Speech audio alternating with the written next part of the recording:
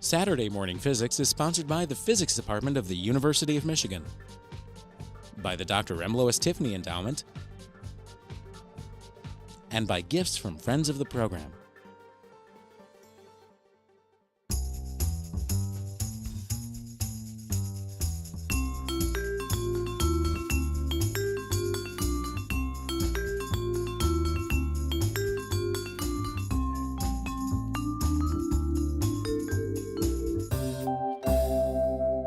In the past few years, genome, this word has become a buzzword in both science and public media. So here I just copied from some most prestigious journals on the publication of genomes. Okay, so all of these are from Nature and Science, and all of them made the covers of those two journals.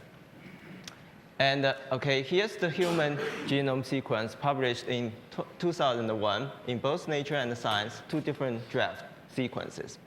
Here's the genome sequence of rat, mouse, chimpanzee, dog, rice, Drosophila, fruit fly, mosquito, C. elegans, which is a roundworm, and this is malaria parasite.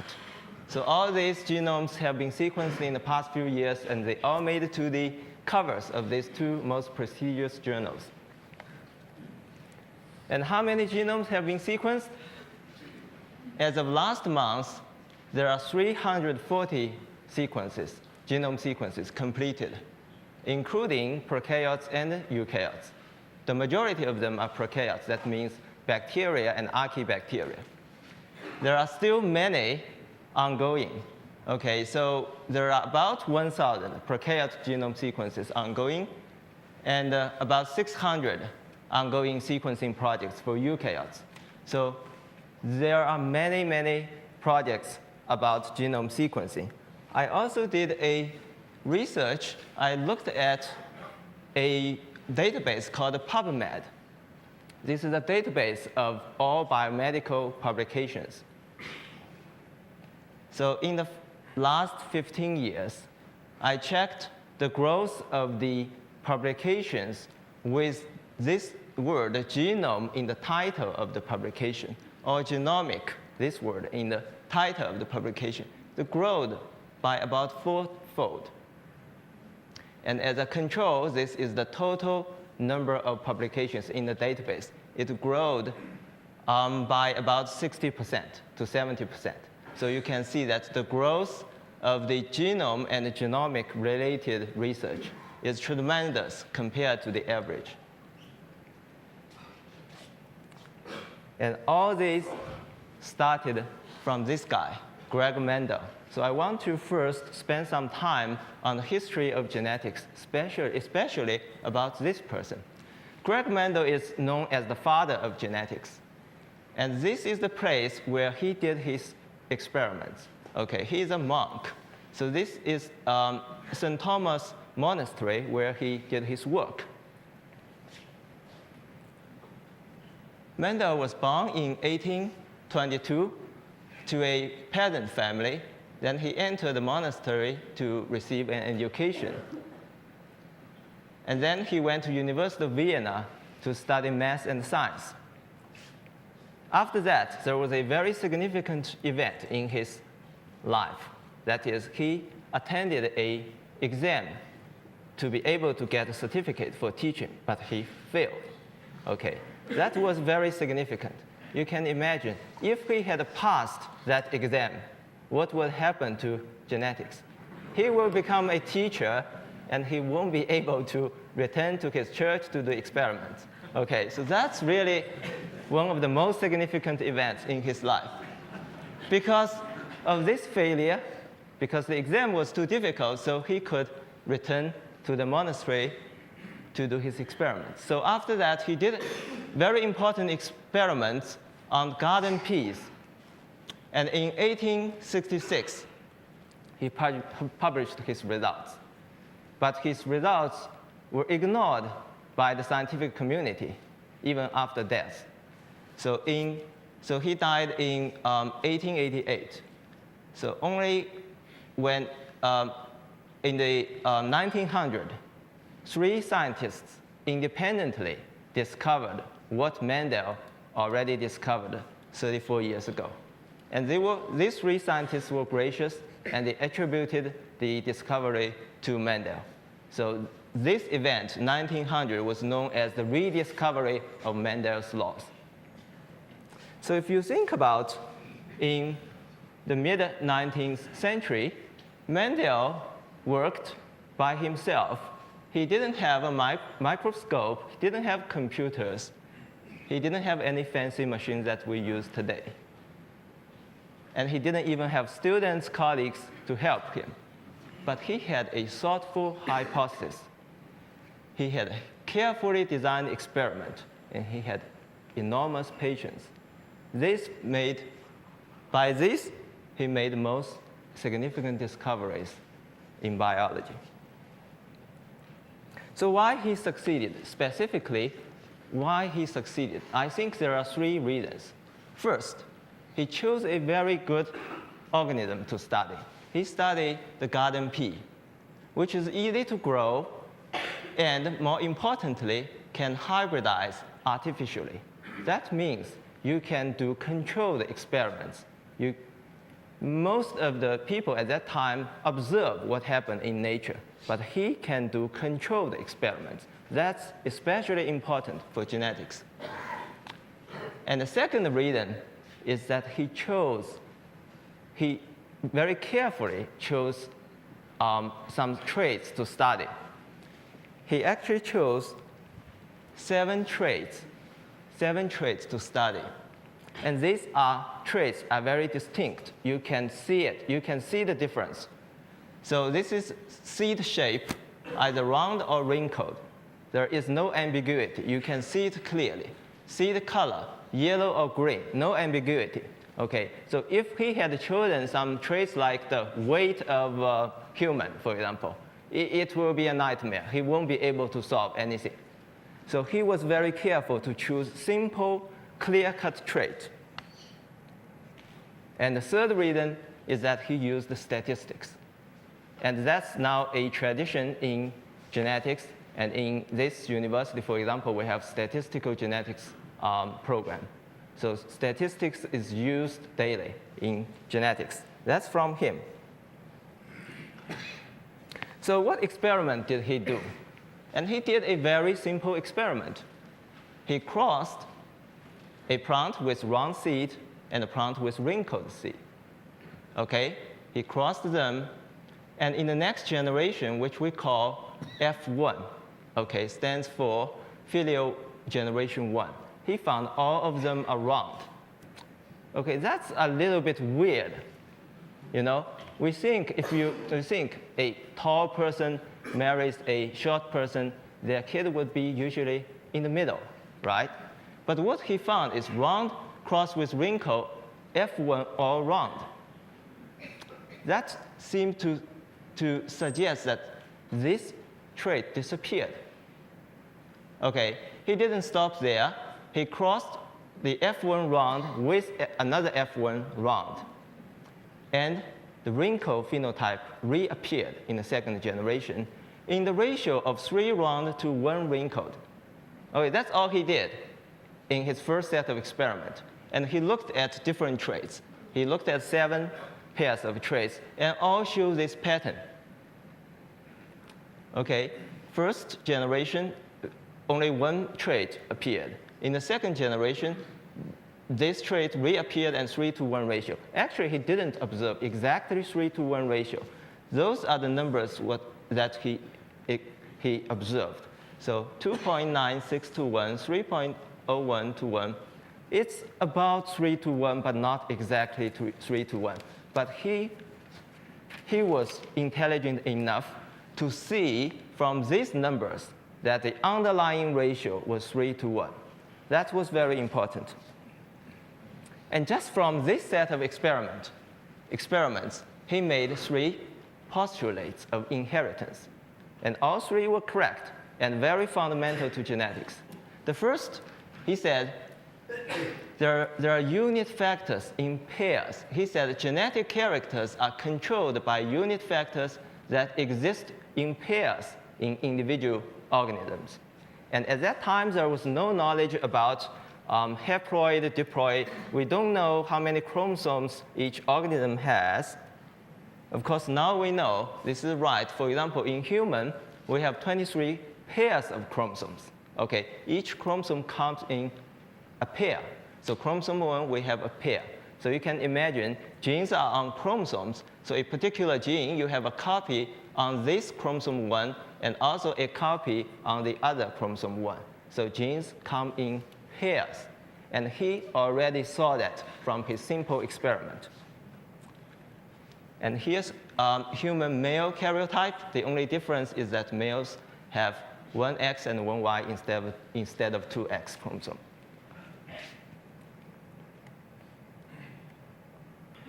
The second thing he postulated is dominance and recessive.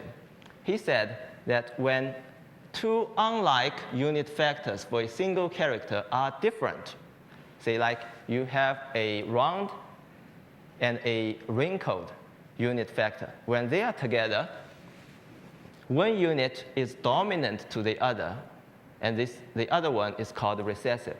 So that explains why in F1, when you have both round and wrinkled unit factors, only one of them showed up. Okay, so he made this postulate. And number 3, he said that during the formation of gametes, that's sperm and egg, the paired unit factors segregate randomly so that each gamete receives one or the other with equal likelihood. Okay, when an individual produces gametes, there will be in the gamete, there will be only one unit factor. And which one you get, it's by chance. Now we know that's correct. For example, here is the spermatogenesis and oogenesis process in mammals. So here I showed two pairs of chromosomes. This pair is a short chromosome pair. This is a long chromosome pair. Okay. And in the process of generating sperm and egg, this is called meiosis. This process is called meiosis. Meiosis has two cell divisions. In the first cell division, one cell will get one of the long chromosome pair and also one of the short chromosomes. Okay. So whether you get so long chromosome, you have a orange one and a blue one. Which one you get is by chance. So this cell by chance got the orange one. That cell by chance got the blue one. Okay. So from his very simple experiment, he realized that. And now with 3 hypotheses, he could explain his results. In the tall plant, there are a pair of unit factors. There is a pair of unit factors, he called it DD. And in the dwarf plant, little d, little d. If you cross them, now big D individual will generate a gamete with big D because you only have big D here. And little d will generate a gamete with little d. And then fertilization happens. You get all the F1 with big D, little d. And according to his second hypothesis, big D is dominant to little d, so it shows all tall. And if you cross F1 individual with another F1 individual, see this big D, little d individual is going to produce two kinds of gametes, either big D or little d, with 50% probability each. And same for the other individual. So when they cross, when fertilization happens, the next generation you can have, so these two gametes, I write them here, these two, write them here. Okay, so this can combine with this one to generate big D. This can also combine with this little d to generate big D, little d. And same for this. So in the end, you can get 3 tall and 1 dwarf. Right? So from a very simple experiment, he made 3 hypotheses. And with these 3 hypotheses, he can explain very well. Okay. So you might think, oh yeah, you made 3 hypotheses, so you explain it. Maybe there are other ways to explain it. So the second thing he did was to test, to predict whether he can predict some other things using these 3 hypotheses, and then doing some experiments to test the prediction. So one hypothesis he can predict is here. So there are 3 tall, 1 dwarf, but the 3 tall plants are different, actually. One of them is big D, big D. The other 2 are big D, little d, right? So there is a way to test, and he designed the experiment. This is called the test cross. He crossed the tall plant with a dwarf plant. So if it's big D, you should expect all of the progenies are tall. If it's big D, little d, you should expect half of them are tall, half of them are dwarf, right? Because this guy is going to produce 2 types of gametes. So he tested, and he found his prediction was right. Okay, so you see that he did very simple experiment, and he got very powerful results. And of course, after that, people did a lot of work. Now we know more details of why, for example, why the round seeds are round, why the wrinkled are wrinkled. So 126 years after Mendel published his work, people solved the molecular genetics and biochemistry reasons of round and wrinkled. Now we know that the gene, at that time he didn't call them gene, he called unifactors. Okay. The gene that is responsible for this trait is SBE1 gene, which stands for starch branching enzyme 1. Okay, so this gene encodes an enzyme. This enzyme is responsible for this particular reaction from amylose to amylopectin. Amylose is unbranched starch, and amylopectin is branched starch. Okay, so in a round seed, where you have a normal gene, you have a functional gene, you can have this reaction, which will produce a round seed.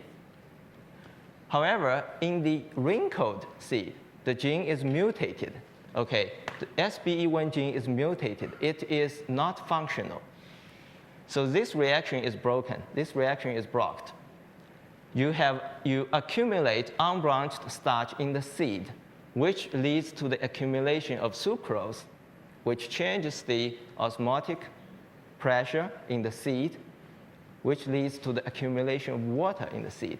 Then when the seed matures, the water is lost, so that you get wrinkled. So now we understand the molecular genetics of the simple phenotype Mendel studied.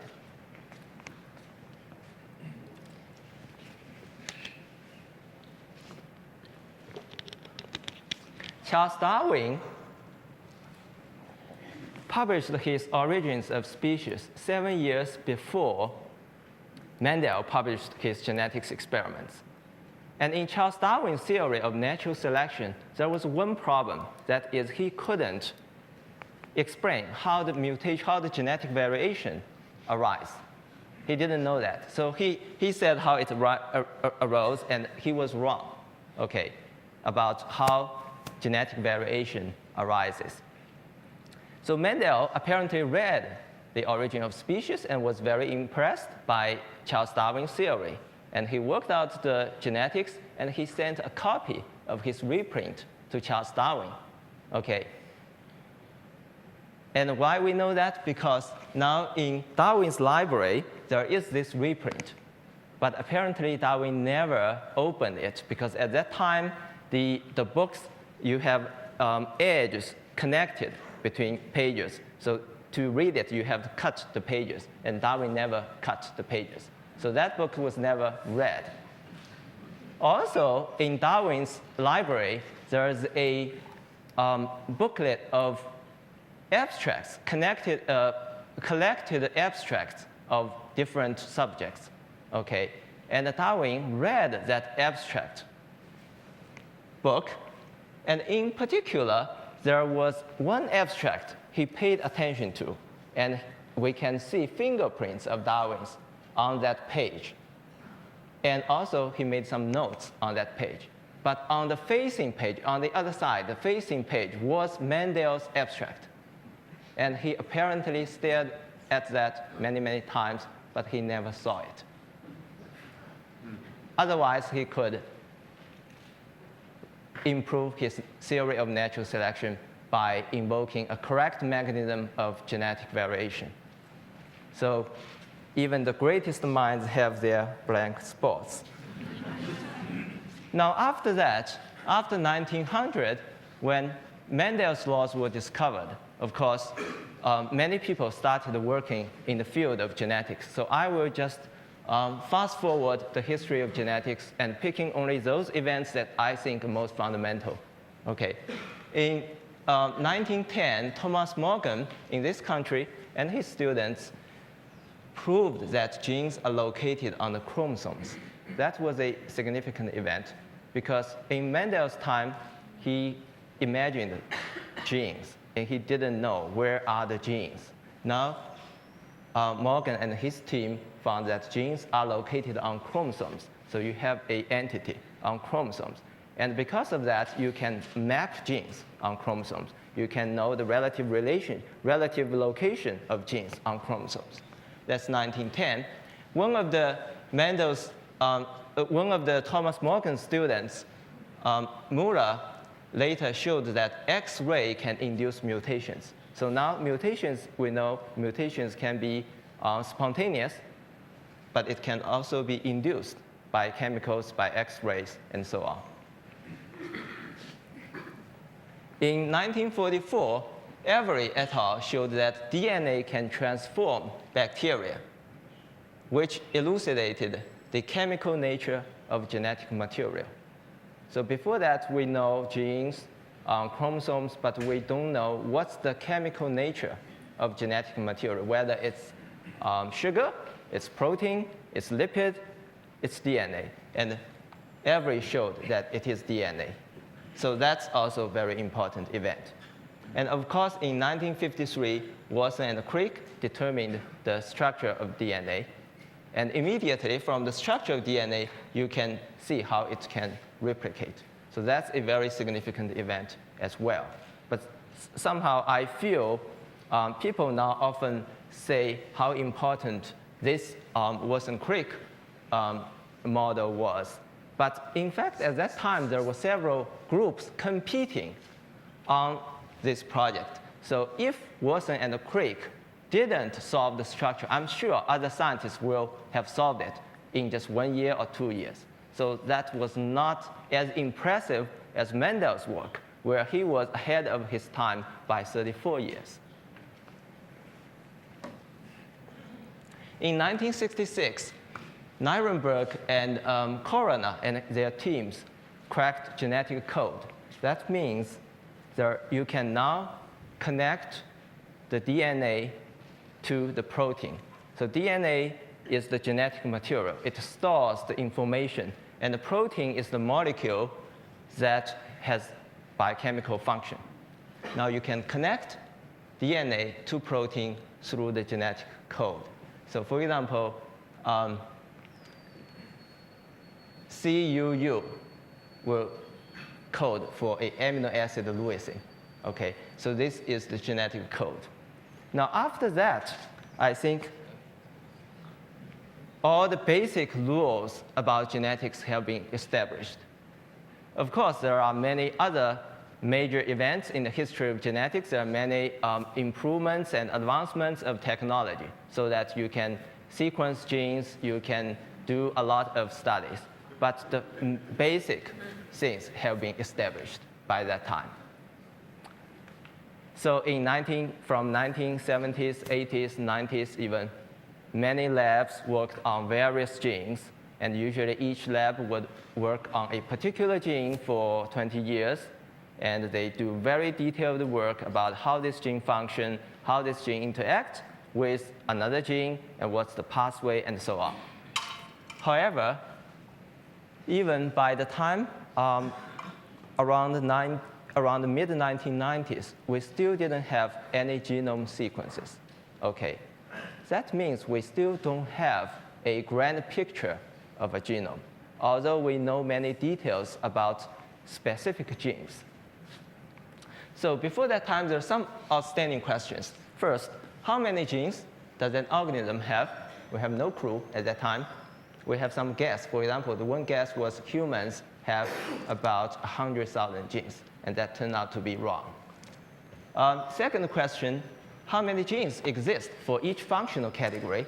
We know, for example, DNA has to be replicated, and how many genes are involved in this process? DNAs have to be transcribed and translated to become protein, and how many genes are involved in those processes? Other cellular processes like cell division, immunity, anything. I mean, we have no clue how many genes are involved.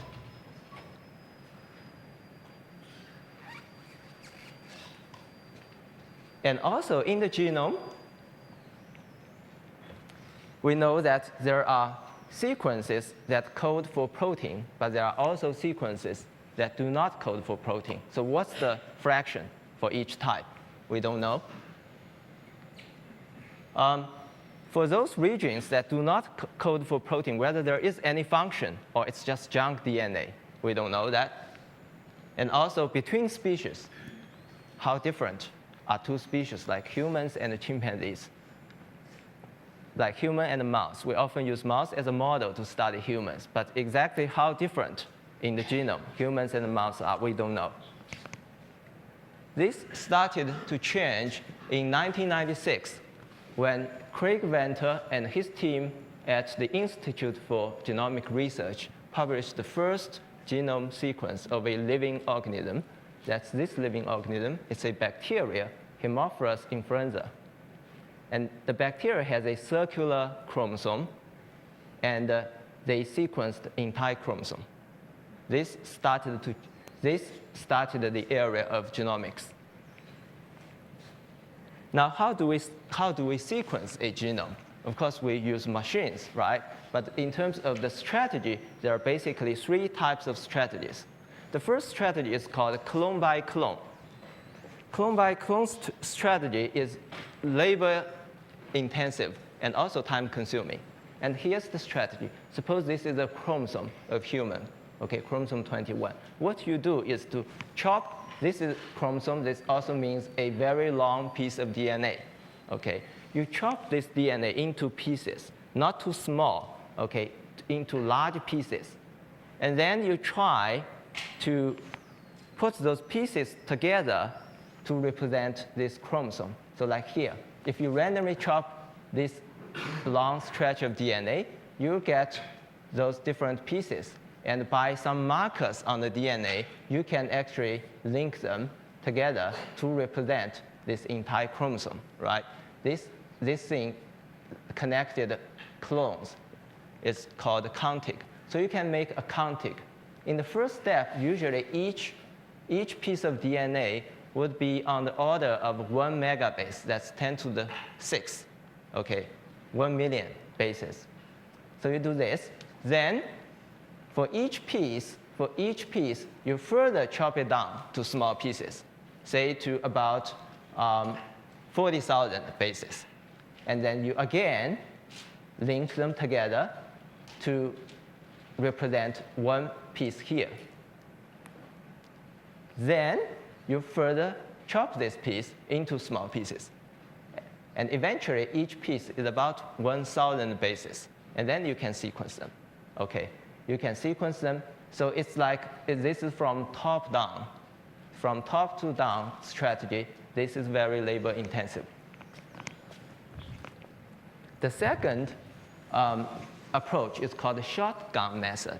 So this was the method that Craig Venter used to sequence the bacteria. Also was the method he used to sequence the human genome. Okay, so the method works this way. You have a chromosome, and here, as an example, I show the bacteria chromosome. You use sonication. You also chop the DNA, but by sonication, it's just another way of chop DNA into small pieces directly, about 1,000 base pairs. Okay, then you just sequence those 1,000 base pair pieces. And you sequence. You sequence many, many times. And on average, each nucleotide in this genome is sequenced by about 10 times. Of course, this is random, right? You chop it into small pieces, and you randomly pick one to sequence, randomly pick one to sequence. So to ensure that every piece is sequenced, you have to sequence more than once on average. So actually, you have to sequence on average 10 times per piece so that you can cover the entire genome. So after the sequencing part, you need a computer to put them together. You sequenced many, many DNA, you put them together to connect to the entire chromosome. So this method, initially, this method was thought to be able to work only for small genomes like the bacteria genome, but not for big genomes like human genome. But eventually, Craig Venter proves that, yes, they could use this method to sequence the human genome. That's what they did. And because of this competition, the government-sponsored Human Genome Project had to change their strategy. They planned to use the clone-by-clone method, but it was too slow. And due to that competition from the Craig Venter, they changed their strategy to a hierarchical shotgun method. That means they used a hybrid method of the clone-by-clone and whole genome shotgun. In the first step, they still use the clone-by-clone. Then they bypass this step, directly go to this step. Okay, so it speed up the process so that they eventually, both teams got the draft human sequence around the same time. So what did we learn from those genome sequences? Okay, by the way, these are the sequencing gels. They are, you can see 4 different colors: green, blue, yellow, and red. They represent 4 different nucleotides, ATGC. Okay. The first thing, this actually was known before the genome sequences were available. First thing we know is that the genome size varies tremendously across species. For very simple organisms like bacteria, the smallest genome size is about 10 to the third, about 1,000 nucleotide, about 1,000 kilobases. Okay, so that means 1 million nucleotide. And for some high organisms like plants, flowering plants, mammals, birds, they have relatively large genome size. So the genome size varies by 5 orders of magnitude. And on this picture, there is a general trend that simple organisms have smaller genome size, and more complex organisms have bigger size. But you can also see that within a group, for example, within flowering plants, the genome size varies tremendously across species. See, within amphibians, the genome size varies by 100-fold. Okay. So if I ask you which species has the biggest genome size, the answer is this insect has the biggest genome size. It's bigger than human genome size. Okay? And also here, among plants, the genome size varies many times. So the rice genome has been completely sequenced. And the reason why people sequence the rice is, number one, it has a very small genome, so it's easy and cheaper to sequence. And number two, of course, it is important plant, right? So in United States, the maize genome is also being sequenced, but why it's taking so long? Because it's huge compared to the rice genome. And you can see other plants, they could have very big genome. Here are the comparisons of genome size of different bacteria. There's about 10-fold variation across bacteria species. So E. coli, for example, has a genome size of 4.64 megabases, so 4.64 million bases. and it has about 4,400 genes. But the smallest bacteria genome so far known is from this parasite, Mycoplasma genitalia. It has only half megabase and only about 500 genes. So there was an interesting question, that is, how many genes do you need to have a living organism? So that means you don't need more than 500 to be a living organism. 500 genes are enough.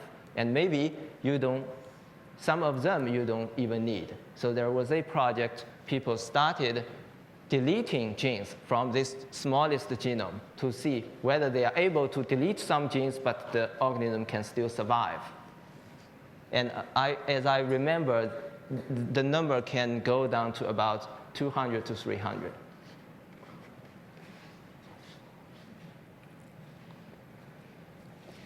So genome size is just one thing, and we care about how many genes in the genome.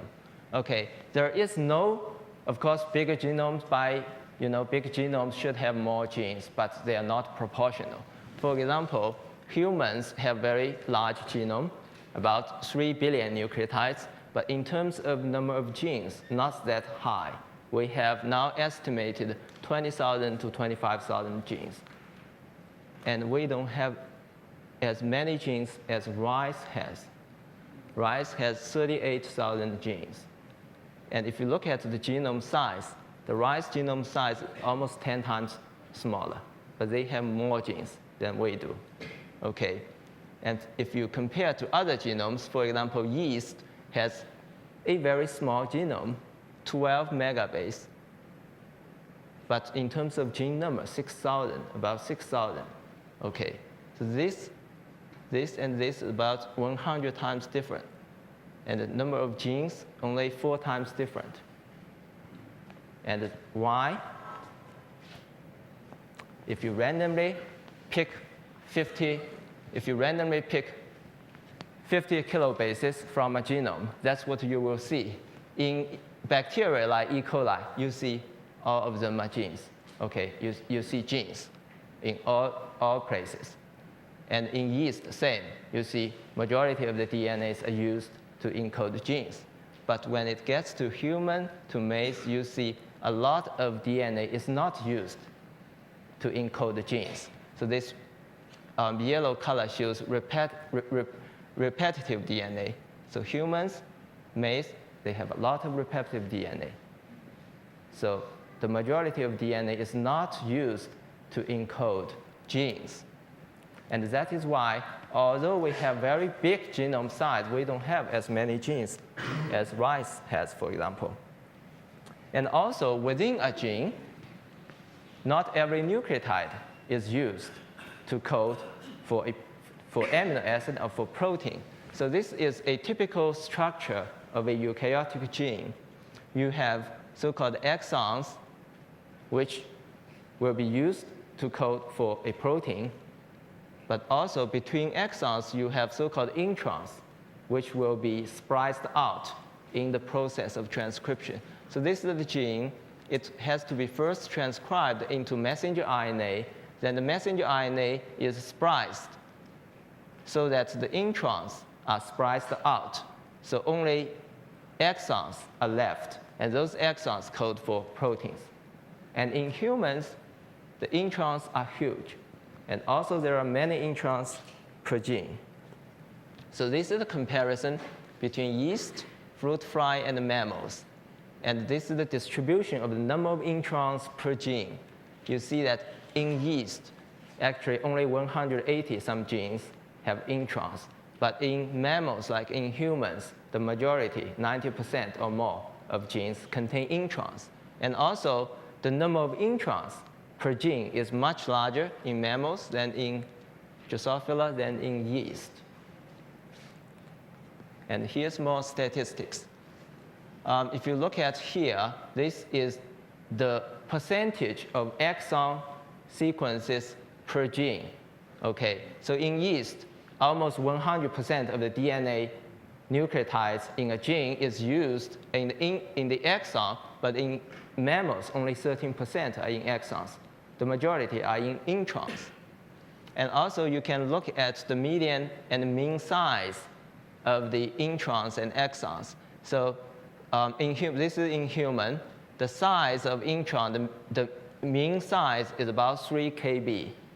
And the mean size of exon is only 145 base pair. OK, so 20 times different.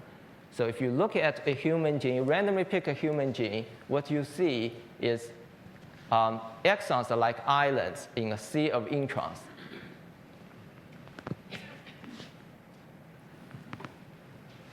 If we take a look at the organization of human genome, which has about 3.2 billion nucleotides, 2/3 of them are between genes. 2/3 of the DNA are between genes, and 1/3 is the gene, and which include exons and introns. And the exon, DNA in the exon, is only 48 megabase. So it's about 1.5%. So only 1.5% of the human genome encode for proteins. If you look at the other side, 2/3 of the intergenic DNA, there's a lot of repetitive sequences. These are different types of repetitive sequences, transposons, and so on.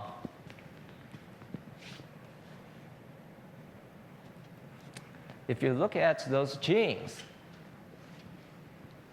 roughly, there are still many genes we don't know their functions, but of those that we know the function, we can classify them according to their function. So about a quarter of them are used for expression, for replication, and for maintenance of the genome. About 20% are used for signal transduction. About 18% are used for general biochemistry and for the general cellular function. And of course, there are many other activities.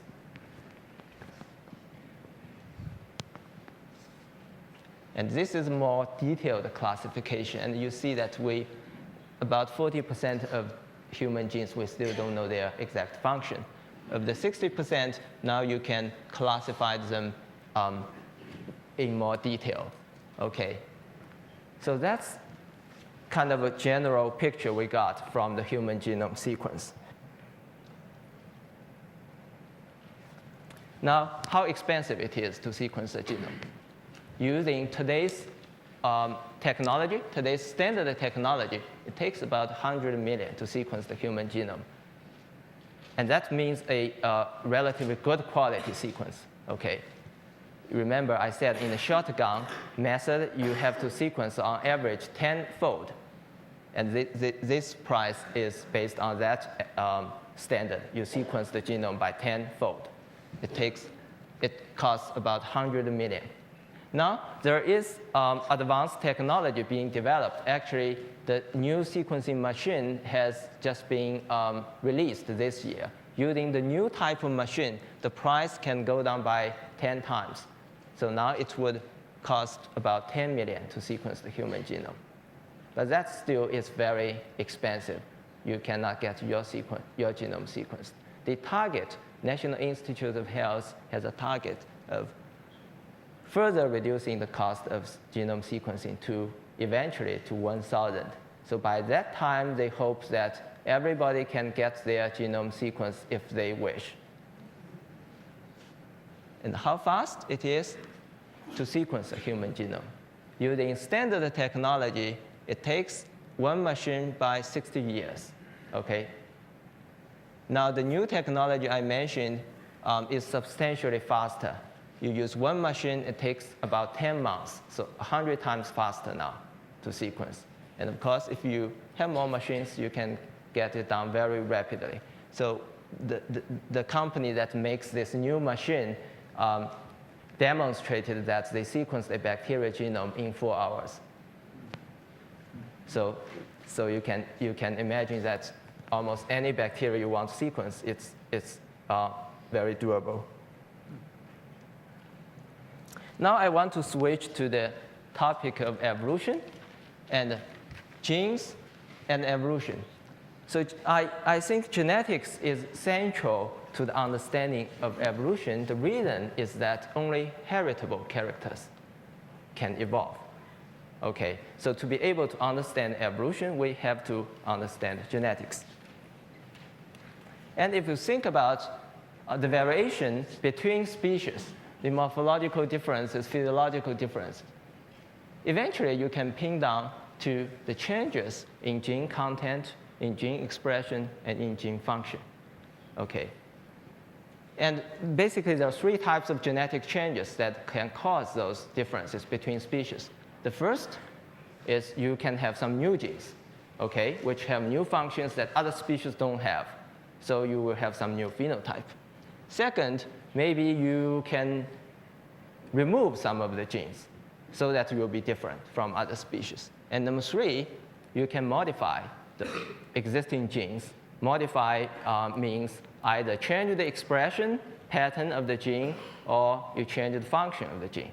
So these are three general ways you can change your phenotype. And I'll just use one example in my study to show how those genetic changes have changed the phenotype of primates during evolution. And this has to do with the vomonasal pheromone transduction pathway.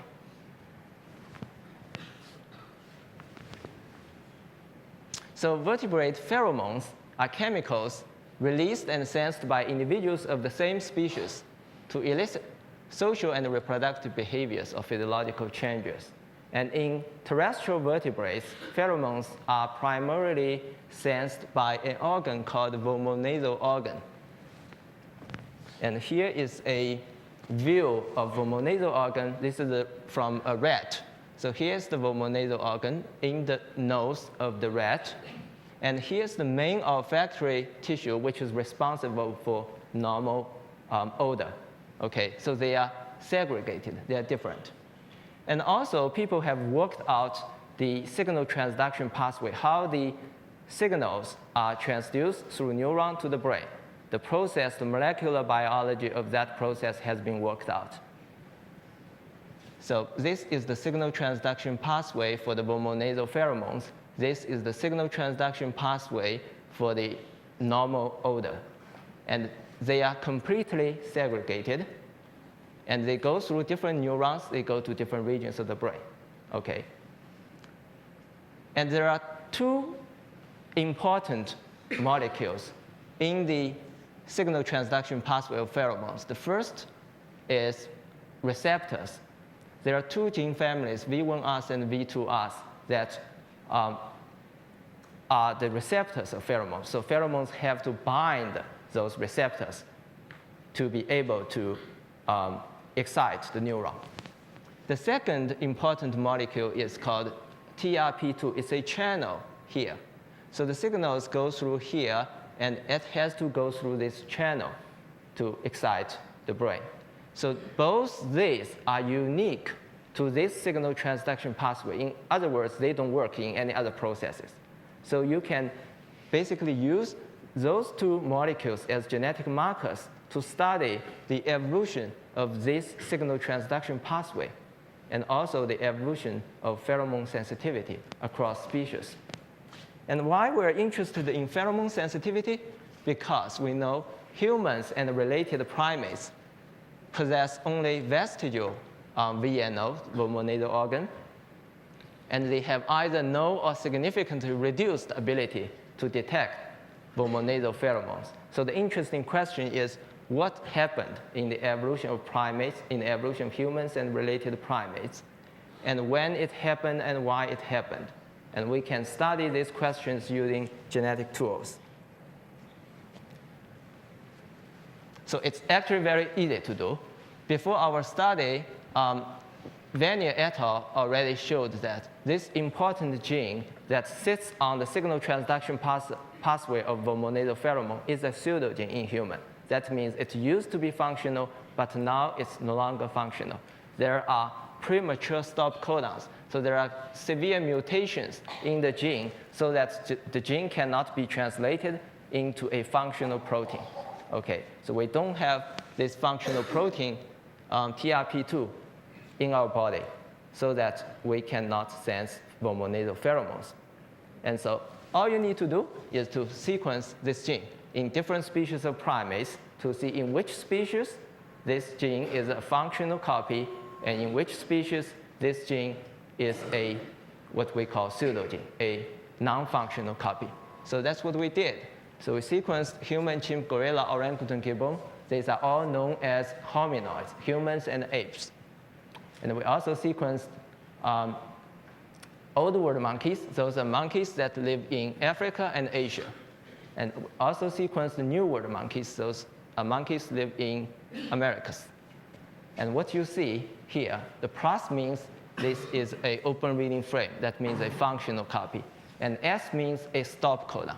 So you can see from this panel, you see that all new world monkeys have all the exons open. That means they are functional. All the old world monkeys and the hominoids, they have one or more than one stop codons. That means they don't have functional copy.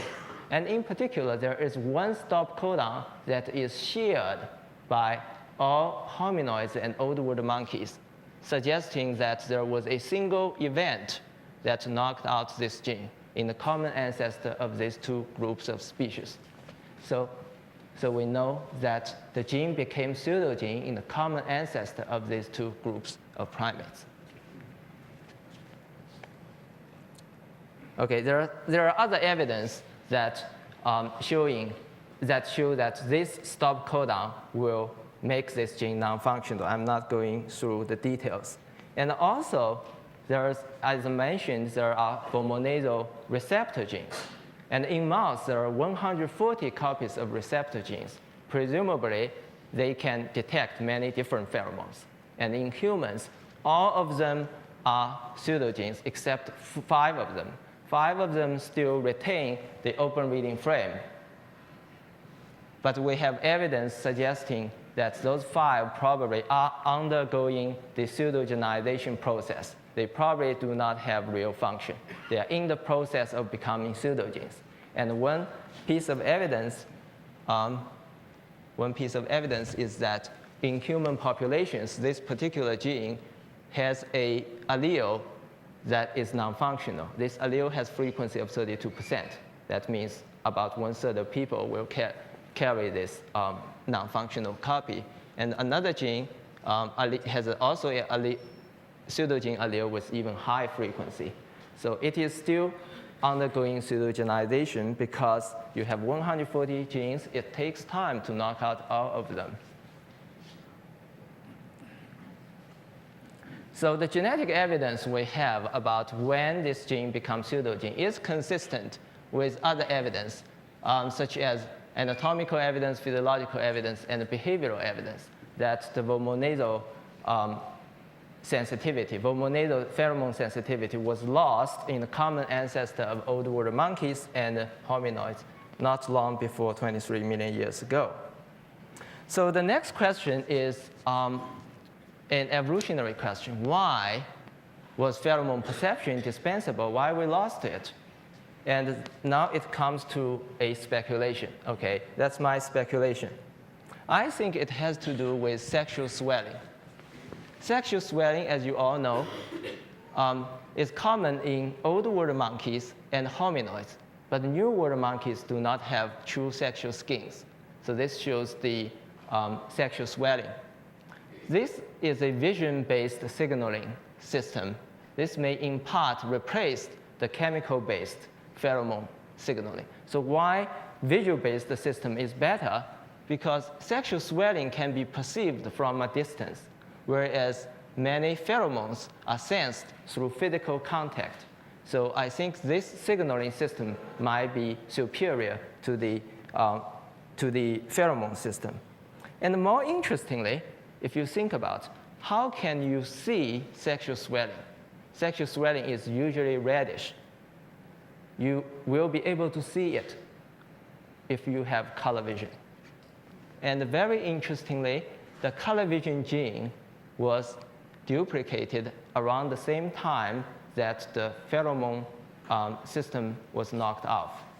Okay, so if we talk about the color vision, we know that in humans, for example, we have color vision. It's because we have 3 genes that code for three types of opsins. One of them is on the autosome, two of them are on the X chromosome. And this one is responsible for blue, sensing the blue color. And these two on the X chromosome are responsible for green and red color. Okay. These two genes were duplicated around that time. So before the duplication, that means in New World monkeys, there's only one copy on the X chromosome, and they are red-green colorblind.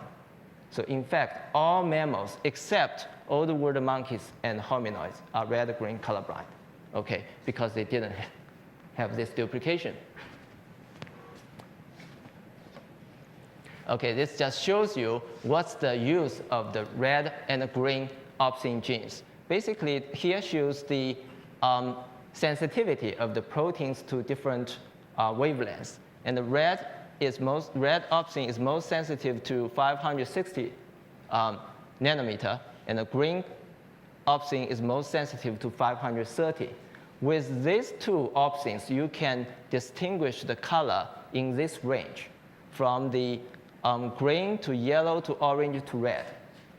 If you don't have them, if you only have one of them, it is difficult to distinguish the color in this range. And what that means is that some of us, for example, are red-green colorblind, will not be able to see the numbers in these two plates. And I know about maybe 7% of males won't be able to see this. And also, this is probably more interesting. This is what normal humans would see, and these are what red-green colorblind people would see. Okay, and you can imagine that those monkeys with colorblind won't be able to detect sexual swelling as well as other monkeys. So I propose this scenario of the evolution of VNO. First, there is a duplication of red-green opsin gene, which basically established the color vision. So that established the color vision. And then there's evolution of sexual swelling, because now you will be able to see it so that females can develop sexual swelling. And then this makes, because the visual signaling is superior to the pheromone signaling, so this makes the VNO sensitivity dispensable. That's what we proposed as a hypothesis, which can be further tested. And finally, I want to say how important it was, the duplication of the color vision gene. If you think about it, if that duplication didn't happen, how much change we would have in our life. The cosmetic industry will be entirely different. We don't have Van Gogh and beautiful paintings. We cannot appreciate the red roses. We will have boring architecture. We will not have those colorful architecture. And our life will be entirely different. It's all because of that duplication.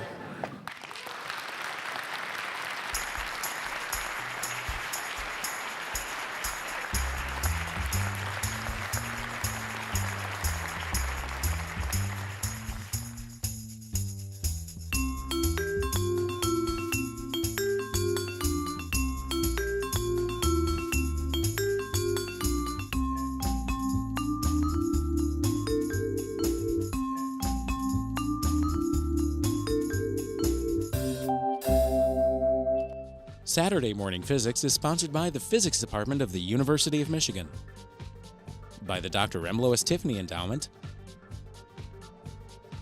and by gifts from friends of the program.